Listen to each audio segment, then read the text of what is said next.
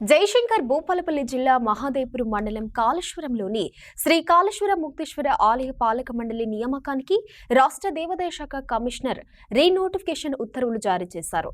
ఈ నెల 26వ తేదీ వరకు ఆశావాహులు దరఖాస్తులు చేసుకోవాలని చెప్పారు.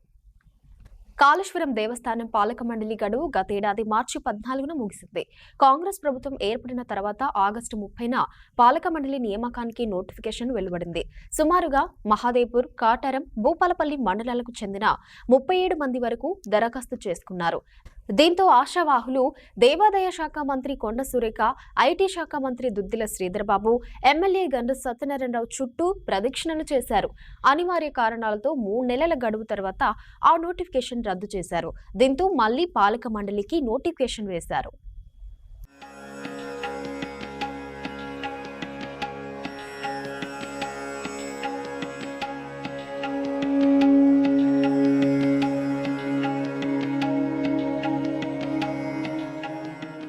గతేడాది ఆగస్టులో వేసిన నోటిఫికేషన్లో దరఖాస్తు చేసుకుని చైర్మన్, డైరెక్టర్ల రేసులో ఉన్నవారు అవకాశం వచ్చినట్లే వచ్చి చేజారిందని డైలామాలో పడ్డారు. ఇప్పుడు మళ్లీ ప్రయత్నాలు ముమ్మరం చేస్తున్నారని తెలిసింది. కాళేశ్వరం ఇప్పటికే దేశవ్యాప్తంగా ప్రాచుర్యంలోకి వచ్చింది. త్వరలో 6A ఆలయాల నుంచి అసిస్టెంట్ కమిషనర్ హోదాకు ఆలయం వెళ్లనుండటంతో ఈసారి ఆలయ హోదాకు తగ్గట్టుగా రాష్ట్ర స్థాయి నుంచి దరఖాస్తులు రానున్నాయని ప్రచారం జరుగుతోంది.